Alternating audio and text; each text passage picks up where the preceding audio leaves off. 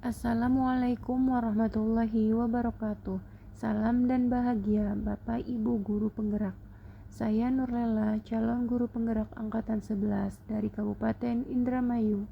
Saya akan memaparkan kesimpulan dan refleksi pemikiran Ki Hajar Dewantara pada modul 1.1 Koneksi antar materi pendidikan dan pengajaran.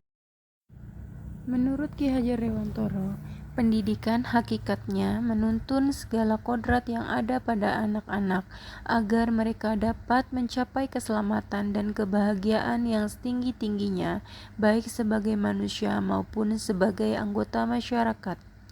Kodrat anak yaitu kodrat alam dan kodrat zaman.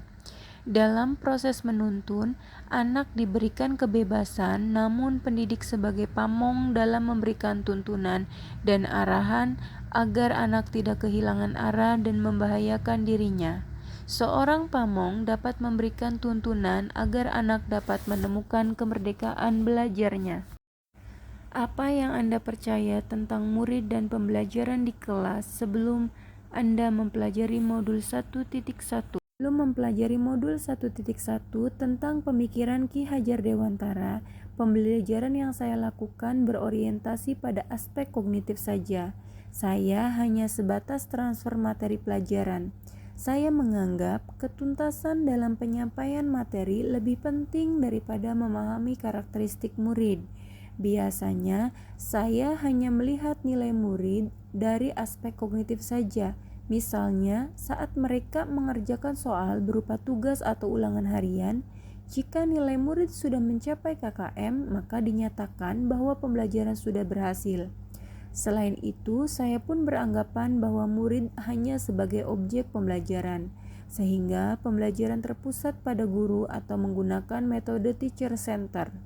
Sebelumnya saya tidak memperdulikan apakah murid sudah benar-benar paham dari apa yang saya ajarkan atau tidak, karena fokus utama saya lebih ke tercapaian materi.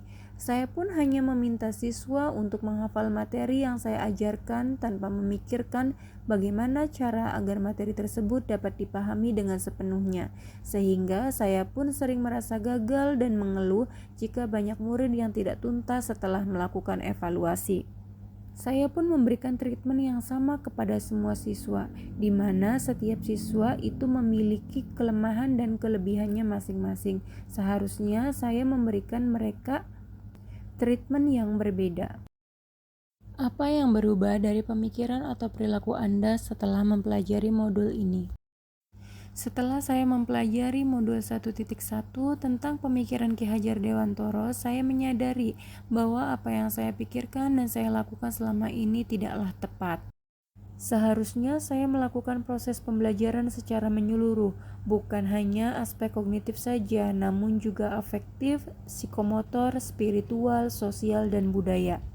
Murid bukan sebagai objek pembelajaran, melainkan subjek pembelajaran. Guru seharusnya sebagai fasilitator dalam proses pembelajaran. Guru mewujudkan pembelajaran yang menyenangkan dan berpusat pada murid.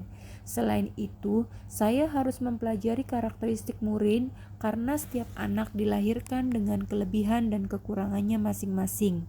Saya harus menghargai setiap karakter murid, berikan kesempatan untuk mereka tumbuh sesuai dengan kodratnya. Apa yang dapat segera Anda terapkan lebih baik agar kelas Anda mencerminkan pemikiran Ki Hajar Dewantara?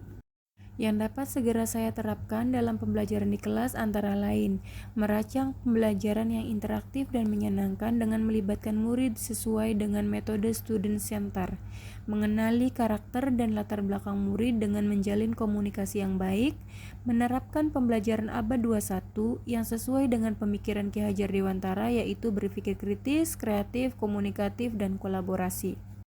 Semoga video ini menginspirasi bagi Bapak Ibu pejuang pendidikan.